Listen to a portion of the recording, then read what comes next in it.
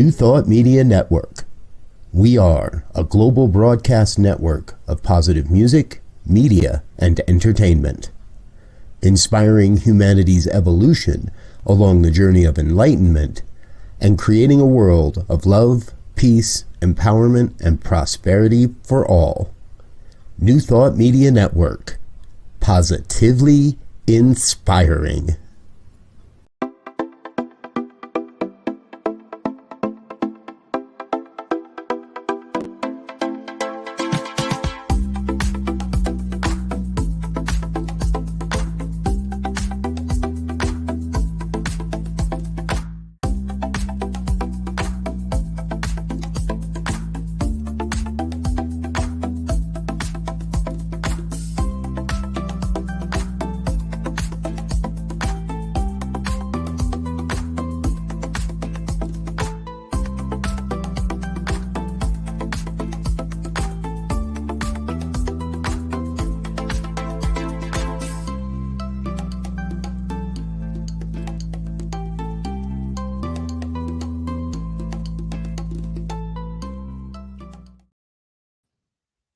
Welcome. It's wonderful to have you all back again. I am Reverend Dr. Sharri Johnson, and I am the host of Global Focus today.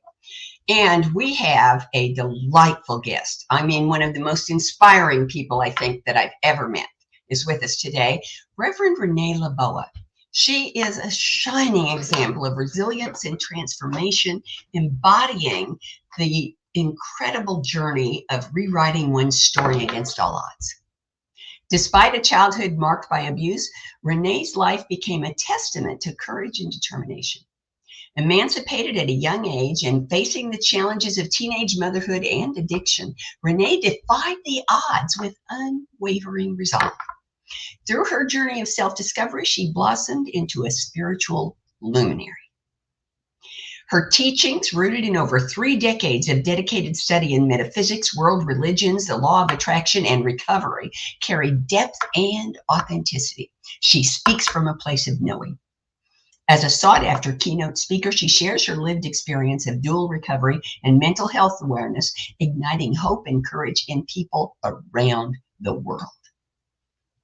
Beyond the podium, her work as a retreat facilitator, mentor, and spiritual guide empowers thousands, countless individuals, especially women, to embrace their inherent potential for transformation.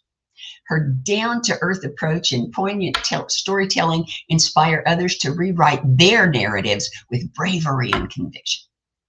Her creative spirit shines through her writing and artwork, capturing the essence of her journey in a memoir and New Thought children's book series through her My Story program.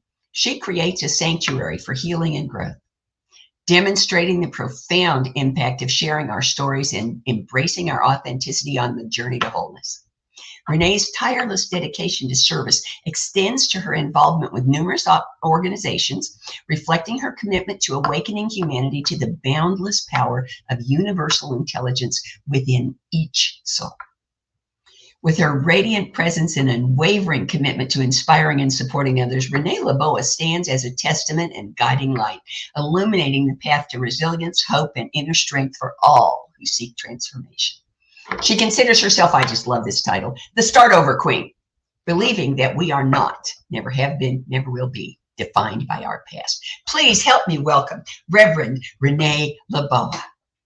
Thank you so much for saying yes. I'm so thrilled that you're here. Oh, thank you so much.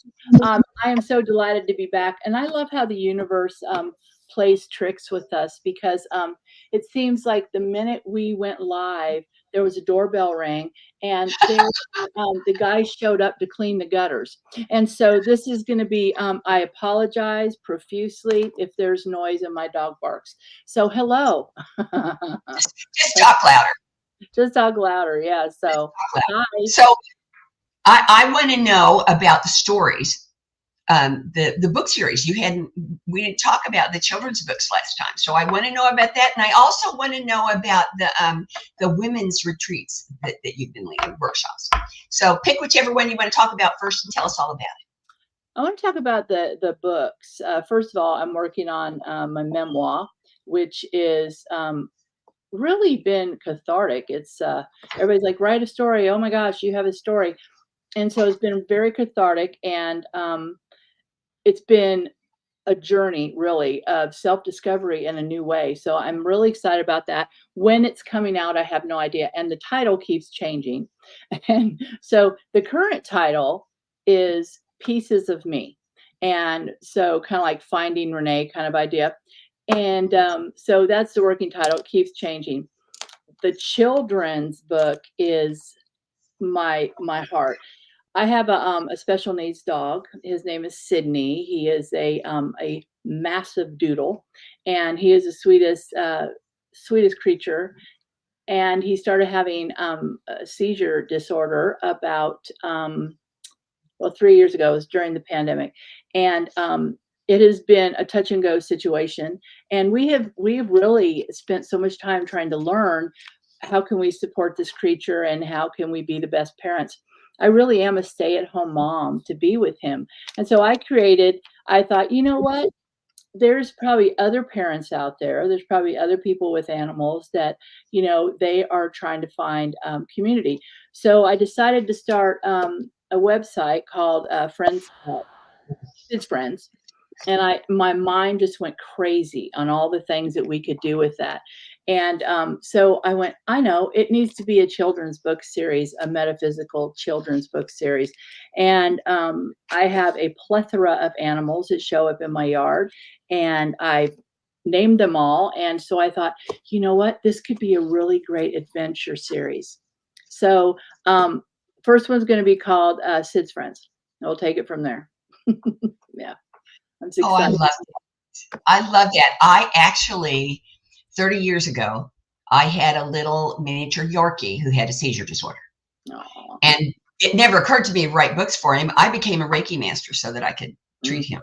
Yeah. And so I love the idea that you're creating a community for people who have special needs pets. Because you refer to them as parents, and they're our children, they're our Oh, family. absolutely. Absolutely. And so I'm an artist, and so I'm illustrating it, which has been really fun because I couldn't even remember the last time I did art because at one point in my youth, in my 20s, I had gotten a scholarship to a art college, and I took some turn and went down a dark road and never finished that or completed it. And I was a really, really good artist. I think I was very, very good and very passionate about it. And so I'm actually getting back into it.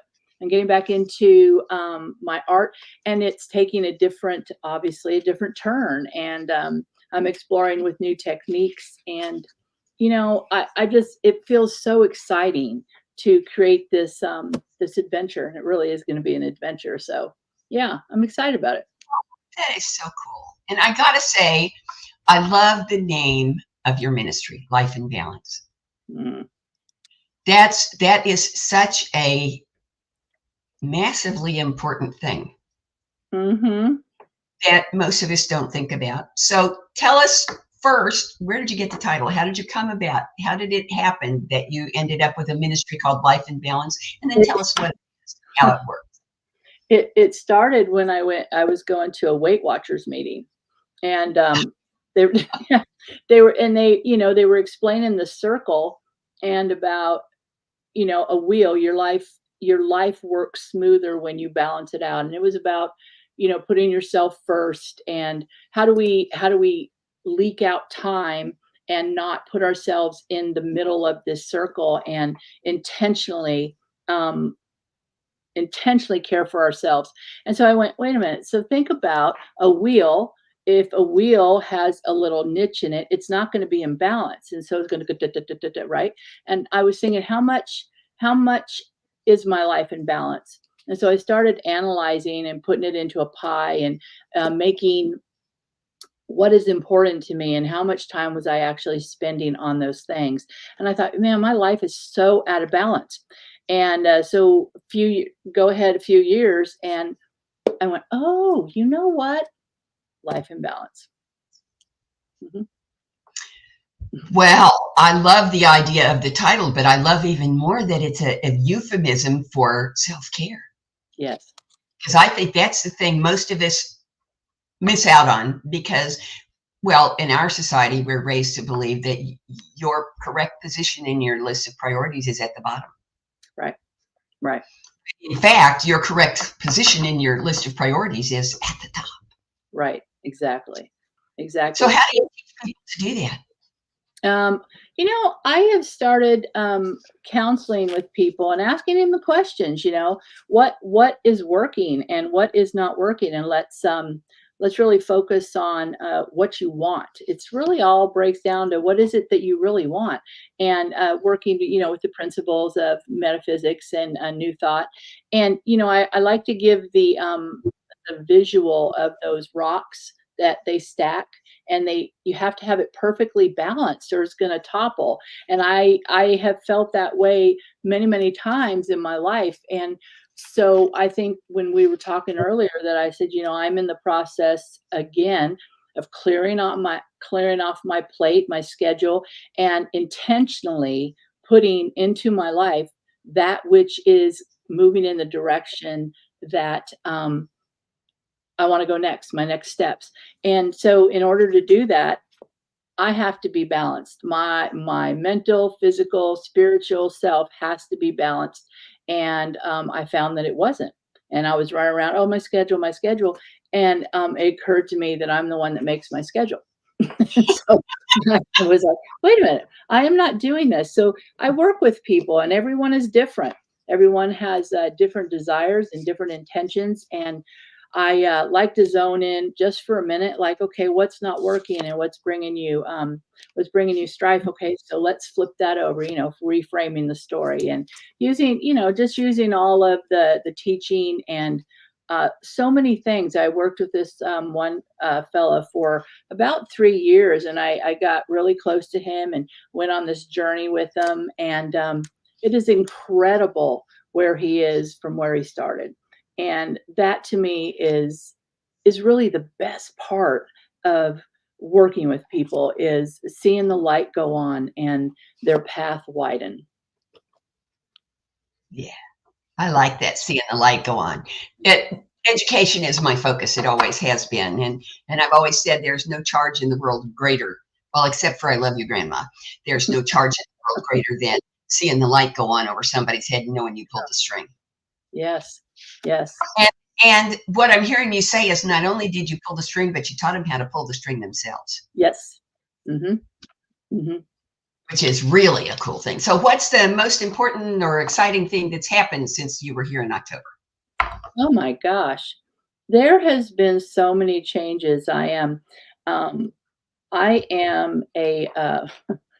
prosperity demonstration. And I have manifested a brand new car, and I am very excited. It's completely paid off. And I have this is also, don't laugh, I have manifested a brand new riding lawnmower. I mean, I am so excited. My front yard is like a park, and I'm just not wanting to, in the humidity and everything, push a lawnmower around anymore. And so I said, that's it. I'm getting a lawnmower. She's going to be red. She's going to have a cup holder. I'm going to have a really cool hat to wear. And I'm going to name her Tawanda. And my wife surprised me and bought me a riding lawnmower, and I could not be happier. So I would say that I've turned a corner into really focusing on the things that bring me so much delight. That's it. That's all I'm doing.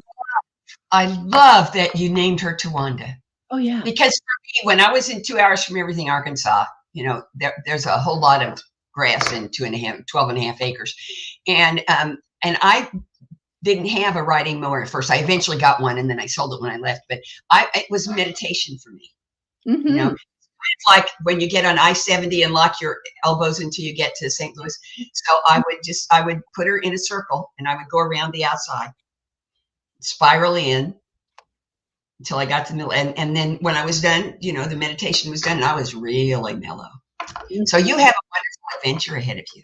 I do, and I took her for her first ride on Saturday, and she takes a little getting used to. I was all sassy about it, and I get on on her, and I realize this is a machine with a lot of power. So calm down, Sparky. And I just needed to take it easy a little bit, but very exciting. I think what is taking place in my life since you last saw me truly is living from a place of intentional living, intentional creation, co-creation with the universe. And there's a peace that has come over my life, this gentleness and this flow. And somebody told me this one time. She said, when I turned 60, I don't do anything I don't want to do anymore. And I thought, wow. And I checked in to see, well, where am I doing things to please people? Where am I doing things to heal a trauma of receiving love, right? And I went, you know what? I don't have to do anything I don't want to do anymore. It's going to be 62, and guess what?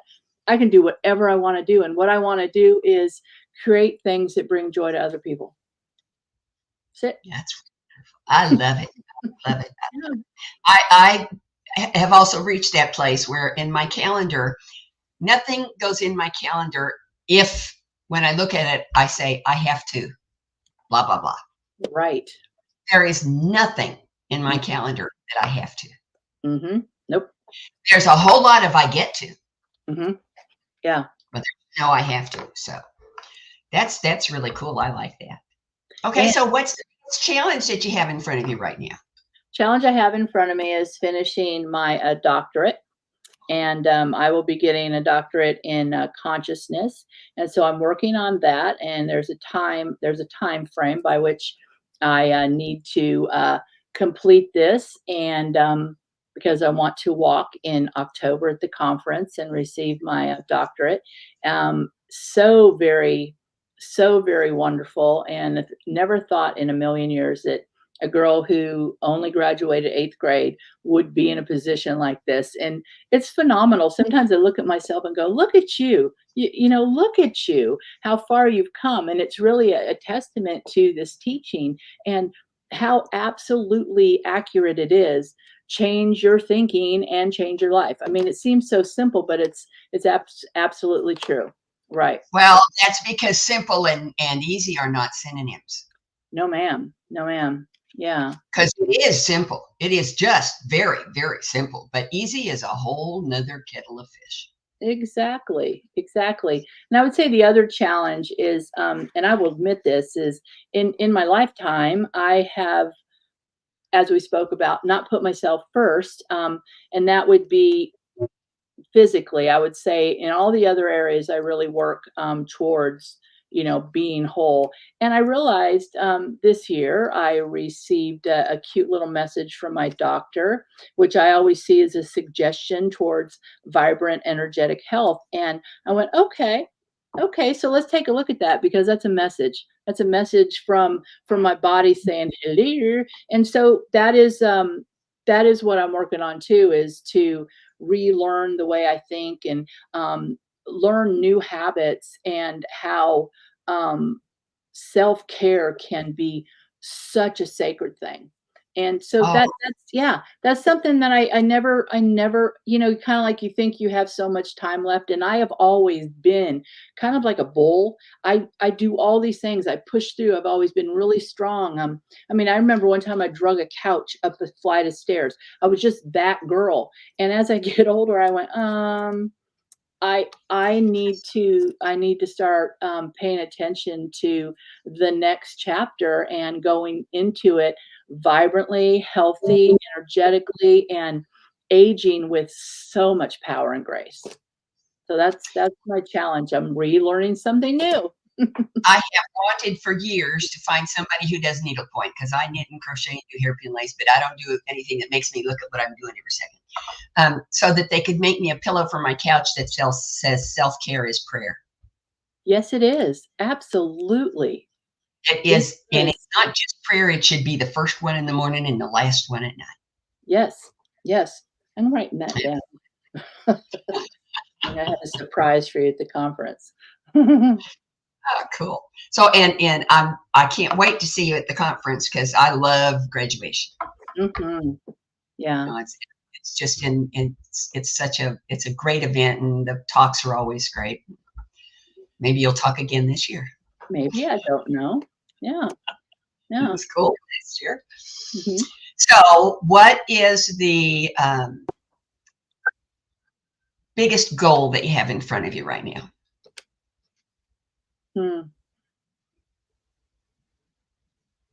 Other than mastering Tawanda? I think my biggest goal is to find out what it is that I want to do next, and how will I show up in the world as in service, and not just in service, but in serving my purpose as well. And so when I a few years ago, when I went through the dark night of my soul, what happened was the erasing of all the labels and everything that I thought I was, and therein lied the the identity crisis, because I didn't know who I was without all of those things. And so it's been a journey to find out, well, who is Renee? Who is Renee in this role? And do I even want a role, or do I want to live in that doing the next right thing? And so I would say that I'm looking forward to writing. I'm looking forward to doing some spiritual artwork.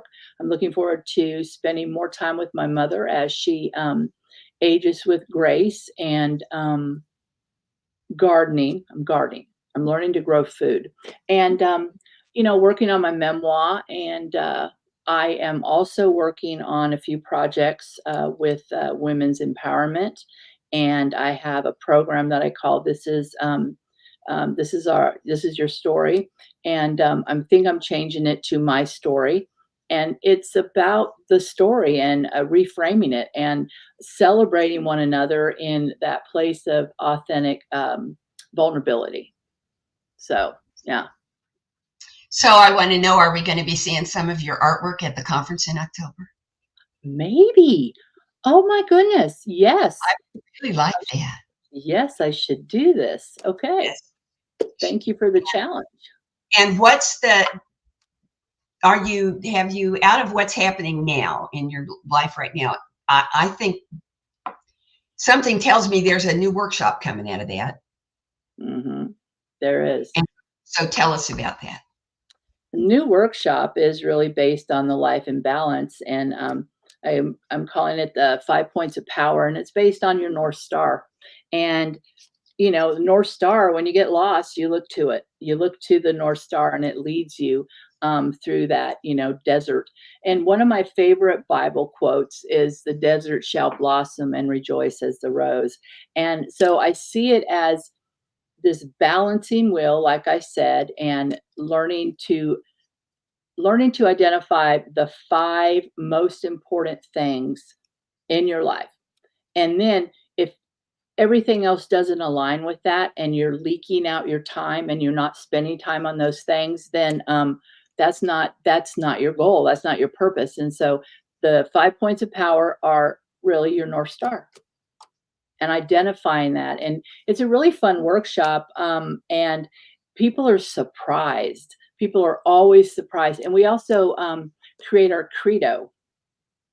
personal credo, which is really empowering. Yeah. So that's a workshop. Yeah. Yeah, that's good. All right. So I've got 5 questions I ask all my guests, and I'm going to start asking you the questions now. The one that most guests think is the most important is the first one. Is there anything that you want our audience to know, to hear about, to learn, that I haven't asked you about? Yes. In my bio, it mentions, the survivor part of me that overcame, so much from my childhood. And what I want everyone to know is that the past does not equal the future. You are not from where you come, and who you are at the core of your essence is that you are this divine, magnificent example of God in action, the universe. And that was something I could have never in a million years thought was possible for me to believe. And it has truly, this teaching, anything that deals with thought and new thought has been transformative to me. And I say this with absolute certainty that it saved my life. And so anytime that you put into yourself, anytime that you can learn a new way of being, showing up and thinking and changing the old beliefs that are really lies in so many ways, and it's a healing, is that anything is possible. Anything is possible. And I'm the living example of that. And yeah, that's what I want everybody to know. Put yourself first in all ways, always. Excellent. Okay, next question. How does what you do as Life in Balance, as an artist, as Tawanda's driver, how does what you do enhance, encourage, support, pick your own verb, conscious evolution? Oh, wow. Conscious evolution. Oh my goodness. I think everything. It's the way that I show up in the world, and I show up with my consciousness first. I show up with the knowing that everything is as it should be, and what I'm trying to say, that principle is not bound by precedent, and no matter what you're seeing, everything can change. And so, I really like to be the illuminary for change. That is my biggest message, and I believe that that's helping to change the um, consciousness of the world. I see so many people living in an idea of themselves that is just not true, just not true. And so that's really my mission. It's my mission to reverse that idea for people, and using my story as a platform has really benefited me in sending that message and sharing that message. Excellent. Okay, now the next question sounds like the last one, but it's not the same. Okay. How does what you do as Reverend Renee Leboa, as Life in Balance, as Tawanda's driver, how does what you do enhance, encourage, unveil, support, pick your own verb, world peace? Mm. I would say that I believe that there is the thought soup, and that every thought that has ever been thought for all time, we are thinking into it right now, and that available to us is the consciousness of what I am seeing and what I'm experiencing is not the end result. And so, for world peace, whenever there's an opportunity and I have something move through my body, I do my inner work. I do my inner work to see it right, to see past the effects of what I'm seeing before me. And typically, recently, as we know what's going on the planet, my job is to know the truth, that each and every person that we're seeing on the news, they are a divine representation, just like we are. And they had just forgotten who they are. Yeah. So what you do is remind them. I like it. Yes. Okay, now here's the one people like the best, I think, the one I think is the most fun. You might want to close your eyes for this because you have to use your imagination. Okay. Presuming that everything goes exactly the way you want it to go. Every little detail, every relationship, every encounter, every event, every single thing goes exactly the way you want it to go. What does Renee Leboa in Life in Balance look like? Wait a minute. What does Reverend Dr. Renee Leboa and Life in Balance look like 10 years from now?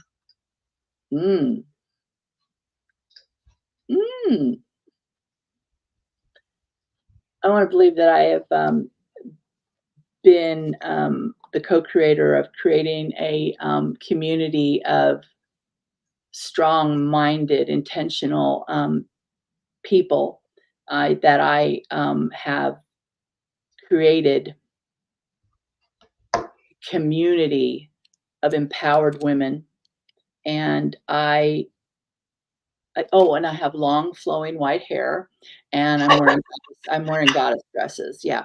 But no, I want to see myself standing amongst, and holding hands in a tribe of people that have changed their lives for the better. And it's because of the work that I'm doing right now.